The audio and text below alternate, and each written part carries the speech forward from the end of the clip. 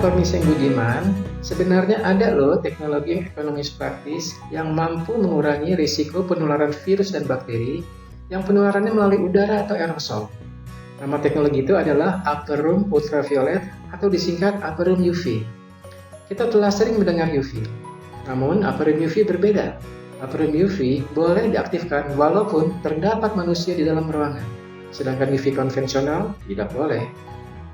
Oleh CDC, Upper Room UV direkomendasikan sebagai alat yang patut dipertimbangkan untuk dipasang pada klinik gigi. Tidak banyak loh alat yang direkomendasikan oleh badan bergengsi itu. Upper Room UV adalah salah satunya.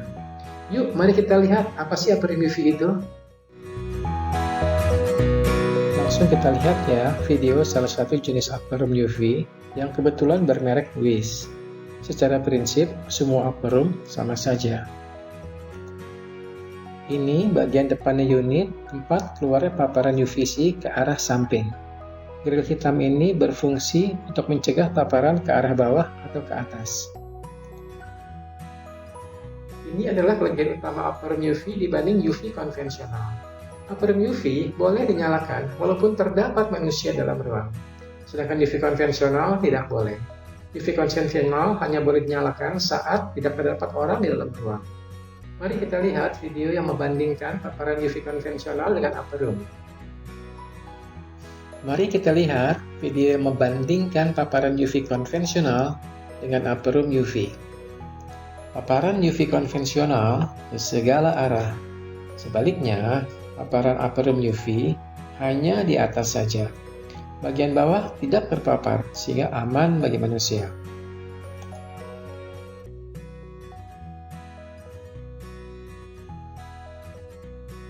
Oleh karena itu, UV konvensional hanya boleh dinyalakan saat ruang kosong. Sedangkan Upper Room UV boleh saja.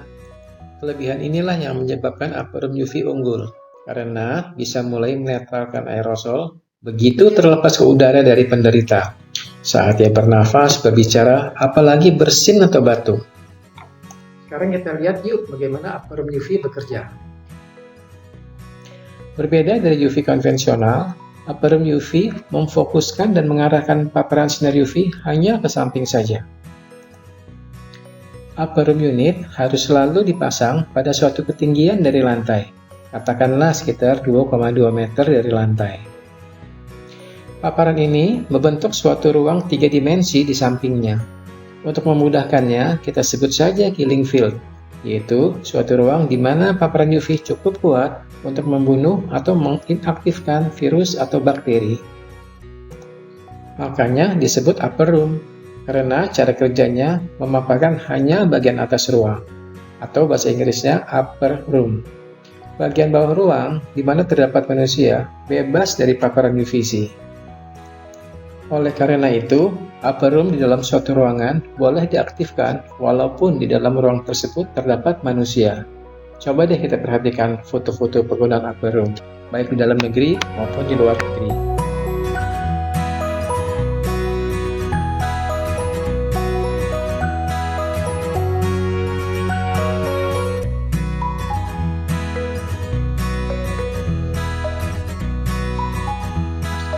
Ini pertanyaan bagus sekali. Aerosol yang berasal dari penderita kan berada di bawah, sedangkan killing field berada di atas. Bagaimana virus bisa mati? Pertama-tama, ibu dan bapak perlu memahami dulu persamaan dan perbedaan antara aerosol dan droplet. Keduanya sama-sama percikan liur. Kalau liurnya berasal dari penderita, percikan ini bisa menularkan penyakit. Bedanya, aerosol itu ukurannya lebih kecil, yaitu di bawah 5 mikron. Aerosol dapat melayang-layang di udara antara 3-16 jam.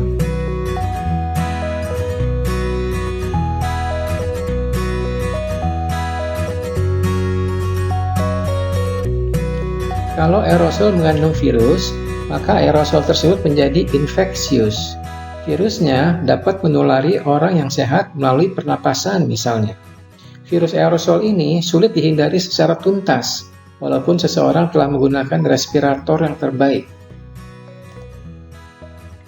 Yuk kita lihat simulasi bagaimana pergerakan droplet dan aerosol yang terlepas dari mulut seorang penderita saat dia bicara. Yang biru itu adalah aerosol.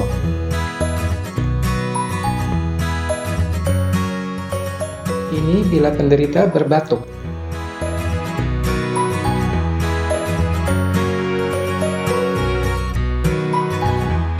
Ini simulasi penderita berbatuk di dalam sebuah supermarket di antara lorong-lorong rak barang belanjaan.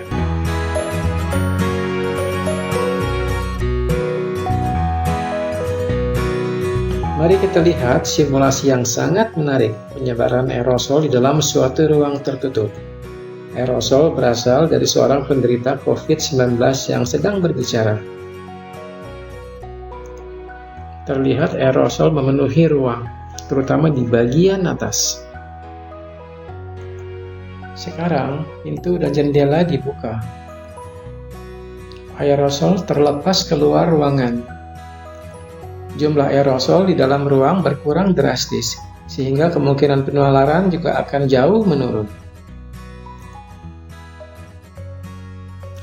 Bangunan-bangunan masa kini umumnya ber-AC, sehingga jendela dan pintu harus selalu ditutup. Hal ini mengakibatkan kandungan aerosol tinggi, sehingga penghuninya berisiko sangat tinggi tertular.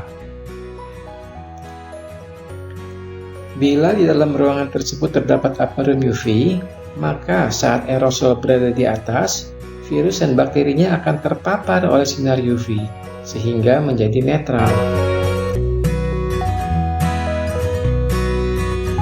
Yang bertanya ini pasti orangnya kritis. Aerosol ke atas karena terbawa aliran udara ke atas. Udara mengalir ke atas karena udara yang di bagian bawah ruang menjadi lebih panas karena adanya orang-orang di bawah. Ingat, udara panas selalu naik ke atas. Gerakan-gerakan yang dilakukan oleh manusia, seperti gerakan tangan atau orang berjalan, sudah membuat udara bergerak ke sana kemari. Bila ruang terdapat AC, maka fan pada AC sangat aktif menggerakkan udara dari atas ke bawah dan sebaliknya. Ini juga pertanyaan bagus. Untuk menilai suatu alat, selain teorinya, Bapak Ibu juga harus memeriksa buktinya, karena di lapangan teori sering berbeda dari praktek.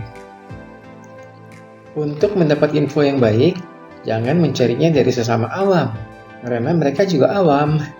Bapak Ibu harus membacanya dari hasil riset atau minimal pendapat ahli yang diterbitkan oleh penerbit yang baik. UV atau ultraviolet adalah teknologi yang sudah dikenal cukup lama, jadi sudah banyak dilakukan riset. Misalnya Harvard School of Public Health, Boston, Amerika Serikat, sudah merilis hasil riset keampuhan upper room UV terhadap bermacam-macam bakteri aerosol.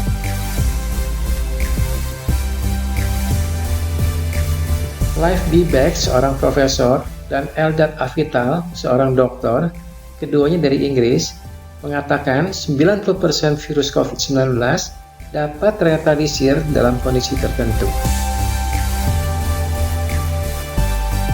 CDC, Badan Kesehatan Amerika Serikat, telah menerbitkan buku lengkap tentang upper room. Badan itu menganjurkan penggunaan upper room pada rumah perawatan TBC untuk membantu menekan penyebaran TBC. Karena penyebaran TBC juga melalui aerosol.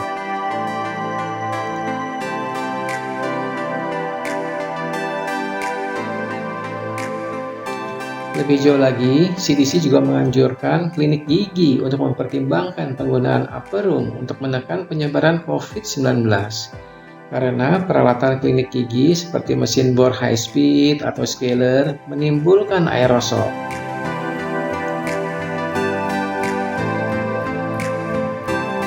Mungkin perlu diinfokan juga bahwa seorang dosen FKG UI bernama Dr. Rigi Aditya Wisnu Putranto, spesialis konservasi gigi konsultan, mendalami teknis upper room. Beliau, yang juga seorang kandidat doktor, mendesain sebuah upper room yang ekonomis, dinamakan WIS Upper Room. WIS ini singkatan dari Wisnu Iskandar, yaitu nama beliau dan nama saya sendiri sebagai yang mematerialisasikan desainnya menjadi produk jadi. Kelebihan WIS Upper Room dibanding sistem lainnya adalah non-kimia, tidak memerlukan penggantian rutin komponen, misalkan filter, tidak memerlukan bahan baku material, misalkan disinfektan, dan mudah menggunakannya karena hanya switch on off saja.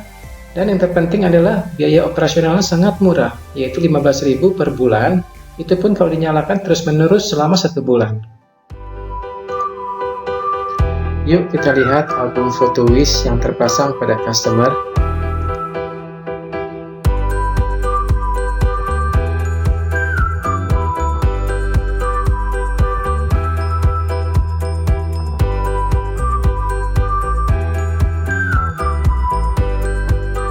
Sekian infonya, semoga video ini bermanfaat bagi orang banyak. Bila Anda ingin mengetahui info lebih detail tentang Wish Upper Room, Anda bisa menghubungi nomor ini.